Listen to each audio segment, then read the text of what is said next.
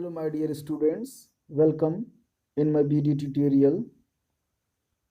Biology के first chapter the living world के बारे में हम बात करेंगे। तो सबसे पहले हम लिविंग वर्ल्ड के बारे में बात करने से पहले हम सबसे पहले जान लें कि बायोलॉजी है क्या है। Biology, the term biology is derived from the Greek word BIOS means life and logia means study of living beings. Clear?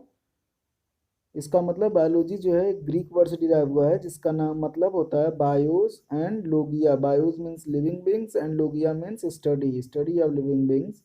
तो हम कह सकते हैं कि biology is the study of life and living organism. अब लाइफ क्या है?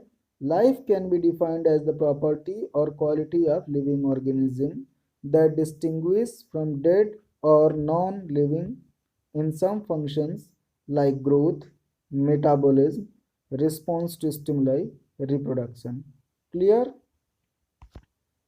अब कैरेक्टरिस्टिक्स क्या क्या होते हैं लिविंग बींग्स के, ये पहले ही बता चुका हूँ और दोबारा देख लीजिए। इट्स अ माइंड मैप, इसको आप लोग कॉपी में बनाइएगा। Growth, reproduction, metabolism and response to stimuli, यानी लिविंग बींग्स ग्रोथ करता है, रिप्रोडक्शन यानी प्रजनन करता है, मेटाबॉलिज्म यानी कि उपापचय क्रिया, यानी कि बॉडी में होने वाली डिफरेंट टाइप्स की एक्टिविटीज़, जितनी भी केमिकल रिएक्शंस हमारे बॉडी में होती हैं उनको बोलते हैं metabolism. Clear? Digestion, respiration, excretion, circulation, all of this. Response to stimuli, response to stimuli का मतलब होता है कि किस तरीके से हम किसी भी स्टिमुलाई के अगेंस्ट रिस्पॉन्ड करते हैं। तो लिविंग बींग्स का एक कैरेक्टरिस्टिक्स होता है कि वो रिस्पॉन्स करते हैं। क्लियर? अगला ग्रोथ। अब ग्रोथ के बारे में हम जान लें। जो लिविंग बींग्स के कैरेक्टरिस्टिक्स थे उसमें सबसे पहला ग्रोथ था। ग्रोथ में क्या है? Growth is an important characteristics features of living beings. They increase in mass and number. Non living objects also grow in mass by accumulations of material on its surface. तो first point क्या कहता है कि growth is the important characteristics features of the living beings. Growth जो होता है एक महत्वपूर्ण लक्षण है किसी भी लिविंग बींग्स का, यानी लिविंग बींग्स है तो ग्रोथ करेगा। क्लियर? चाहे वो साइज में ग्रोथ करे, चाहे वो मास में ग्रोथ करे, ग्रोथ करेगा। They increase in mass and number, वो मास में ग्रोथ कर सकते हैं एंड नंबर में ग्रोथ कर सकते हैं। The living non living objects also grow in mass. कह रहा है कि जो नॉन लिविंग ऑब्जेक्ट होते हैं वो भी ग्रो करते हैं मास में, उनके भी द्रव्यमान वृद्धि होती है by accumulation of material on it surface. अगर कोई नॉन लिविंग बींग्स है उसके सरफेस पे कोई मटेरियल बार बार आ रहा है तो वो भी अपने उसमें ग्रोथ करता है। Clear? Growth is an living beings take place due to internal process. Growth जो होता है लिविंग बींग्स के अंदर एक इंटरनल प्रोसेस होता है, दैट इज सेल डिवीजन, जिसको हम सेल डिवीजन बोलते हैं, कोशिका विभाजन बोलते हैं। Clear? Plants show continuous growth throughout their life. Plants जो होते हैं वो लगातार अपने throughout the life growth करते रहते हैं लाइफ स्पेन में, जीवन काल में। While animals show growth up to a certain age, जबकि जो जंतु होते हैं वो अपने जीवन के एक अवस्था तक ही ग्रोथ करते हैं, उसके बाद ग्रोथ को रोक देते हैं। अब अगले कैरेक्टरिस्टिक्स में चलते हैं। रिप्रोडक्शन। रिप्रोडक्शन होता है प्रजनन। All living beings produce their offspring by the process of reproduction.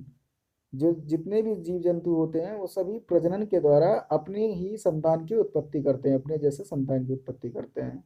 Reproduction is an important process for continuing the lineage of a species.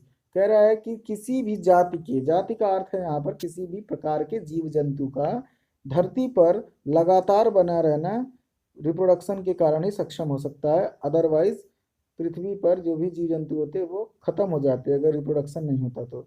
Reproduction दो प्रकार का होता है, सेक्सुअल, एसेक्सुअल। सेक्सुअल और एसेक्सुअल टाइप के रिप्रोडक्शन होते हैं। फंजी या फंगाई, जिसको हम बोल सकते हैं फफूंद, जिसको बोलते हैं कवक, reproduce by asexual spores yeast and hydra by budding. जो ईस्ट और हाइड्रा होते हैं वो बडिंग के द्वारा, ये भी एक प्रकार का एसेक्सुअल रिप्रोडक्शन ही है। Planaria flatworm by the regeneration. Planaria या फ्लैटफॉर्म जो होते हैं वो रीजनरेशन, ये भी एक प्रकार का वेजिटेटिव रिप्रोडक्शन या कह सकते हैं हम कि ये एसेक्सुअल रिप्रोडक्शन है। Unicellular organism like bacteria, unicellular algae और amoeba reproduce by the synonyms with growth that is increase the number of cell. ये सारी चीजें एसेक्सुअल रिप्रोडक्शन से ग्रोथ करती हैं। क्लियर? अगला है metabolism. All living organisms are made up of chemical belonging to the various classes, size and functions. The chemicals within a living organisms are constantly being made and changed into some other biomolecules. The sum total of the chemical reactions occurring in our body is metabolism. Metabolism दो प्रकार का होता है, anabolism और केटाबॉलिज्म। ऊपर के 3 points को फिर से क्लियर करते हैं। All living organisms are made up of chemical belonging to the various classes. सारे के सारे जीव जंतु एक प्रकार के केमिकल से मिलकर बने होते हैं, जो कि अलग अलग क्लासेस से वेरी करता है, साइज में वेरी करता है और फंक्शन में वेरी करता है। जो केमिकल, दूसरा पॉइंट कहता है the chemicals within living organisms are constantly being made. जो केमिकल्स होते हैं लिविंग ऑर्गेनिजम्स के are constantly being made a change into some other biomolecules. Clear? The sum total of the all chemical reactions occurring in our body is metabolism. जो sum total of the chemical reaction, जितने भी सारे chemical reaction हमारे body में होते हैं उनको हम कलेक्टिवली क्या टर्म देते हैं? मेटाबॉलिज्म। मेटाबॉलिज्म में 2 टर्म होते हैं, एनाबॉलिज्म एंड केटाबॉलिज्म। क्लियर? एनाबॉलिज्म का मतलब होता है किसी भी रिएक्शन के बाद किसी मॉलिक्यूल का बनना, एक कॉम्प्लेक्स मॉलिक्यूल का बनना बोलते हैं एनाबॉलिज्म, और अगर कोई मॉलिक्यूल टूटता है तो उसको बोलते हैं catabolism. No non living object exhibit metabolism. किसी भी नॉन लिविंग ऑब्जेक्ट में मेटाबॉलिज्म नहीं होता है। रिस्पॉन्स टू स्टिमुलाई, जो चौथा पॉइंट है, response to stimuli.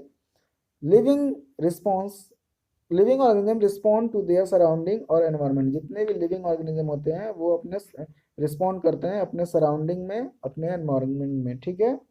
Respond to environmental stimuli could be physical, chemical और biological.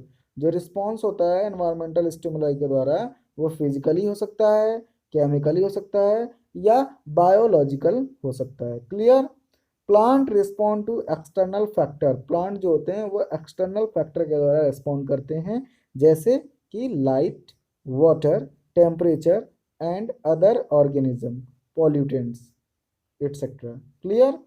Organism can sense the and response to environmental cues. जितने भी ऑर्गेनिज्म होते हैं वो सेंस करते हैं और रिस्पॉन्ड करते हैं एनवायरमेंटल क्यूज के अगेंस्ट। फोटो पीरियड इफेक्ट्स, जितने भी फोटो पीरियड इफेक्ट्स होते हैं, reproduction in the sessional breeders both plants and animals. Organisms handle chemical entering their bodies and aware of their surrounding. जैसे ही ऑर्गेनिज्म के अंदर कोई केमिकल एंटर करता है उनकी बॉडी में, वो अवेयर हो जाते हैं उनके चारों तरफ की सराउंडिंग्स में। Human beings the only organisms which has self consciousness.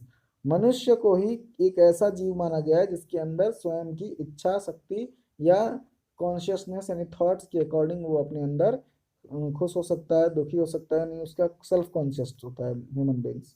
Clear? इसके बाद ये 4 चीज़ें हो गई बायोलॉजी की, जो लिविंग बींग्स के कैरेक्टरिस्टिक्स होते हैं। आगे हम पढ़ेंगे diversity in the living world, लेकिन ये वीडियो थोड़ा लंबा हो जाएगा इसलिए मैं छोटा सा वीडियो देता हूँ। तब तक इतना नोट्स आप बनाइए, इसके बाद मैं आपको अगले स्टेप पे ले चलूँगा, diversity in the living world. Clear?